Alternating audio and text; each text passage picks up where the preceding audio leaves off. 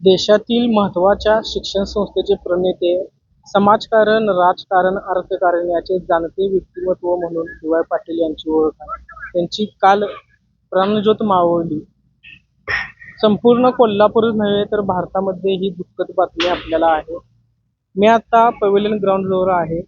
त्यांच्यावर आज संध्याकाळी अंत्यसंस्कार करण्यात येणार आहे. ही ती तयारी चालू आहे. आपण बघू शकताय की मोठ्या प्रमाणावर कोल्हापूरकरांच्यासह अनेक लोकांनी ही तयारी सुरू केलेली आहे. आज संध्याकाळी 5 वाजता शासकीय इतमामात त्यांच्यावर अंत्यसंस्कार करण्यात येणार आहेत. देशातील अनेक दिग्गज नेते ह्या अंत्यसंस्काराला उपस्थित राहणार आहेत.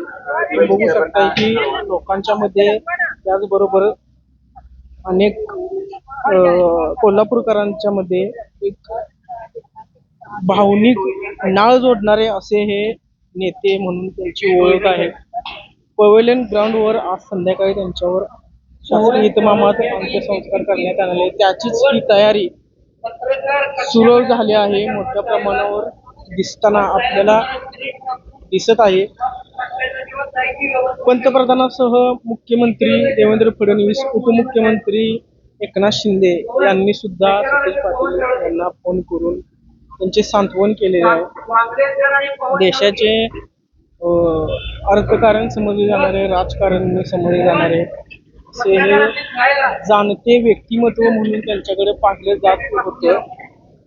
त्याचबरोबर डी.वाय. पाटील यांचा राजकीय प्रवास, सार्वजनिक प्रवास हा अत्यंत मोलाचा आणि कोल्हापूरकरांच्यासाठीच नव्हे तर संपूर्ण महाराष्ट्र असून दे, भारतामध्ये सुद्धा हा महत्वाचा वाटा दिसून येतो. आता जर बघितलं तर पवेलियन ग्राउंडवर ही परिस्थिती आपल्याला दिसून येत आहे.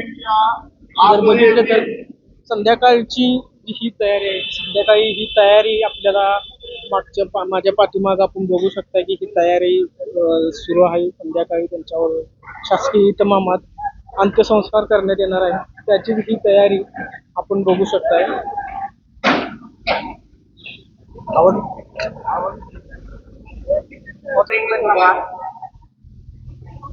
आज संध्याकाळी 5 वाजता पवेलियन ग्राउंडवर त्यांच्यावर अंत्यसंस्कार शासकीय इतमामात करण्यात येणार आहेत. लाईन बाजार येथून दुपारी 4 वाजता ही अंत्ययात्रा निघणार आहे. या अंत्ययात्रेला कोल्हापूरसह महाराष्ट्रातील दिग्गज नेते, प्रत्येक क्षेत्रातील दिग्गज नेते आणि सर्वसामान्य व्यक्ती, कोल्हापुरातील असून दे, कोल्हापूर जिल्हा, सांगली, सातारा सगळ्या क्षेत्रातील लोक आणि सर्वसामान्य लोक ह्या अंत्ययात्रेला जमणार आहेत. लोकांचा प्रचंड असा जनसागर संध्याकाळी या अंत्यविधीसाठी जमणार आहे. कोल्हापूरच नाही तर महाराष्ट्र या घटनेमुळे शोकाकुळ झालेला आहे. याला कोल्हापूरमध्ये आजची परिस्थिती दिसून येत आहे.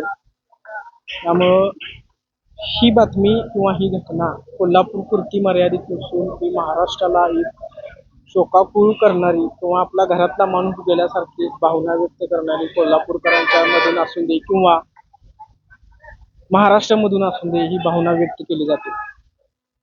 त्यामुळे एक जाणता व्यक्तिमत्व आपल्यामधून गेला अशी भावना कोल्हापूरमधून आणि महाराष्ट्रामधून केली जाते. कॅमेरामॅन ऋषिकेश पाटील सोबत मी सादिक फिरजादे, तरुण भारत, कोल्हापूर.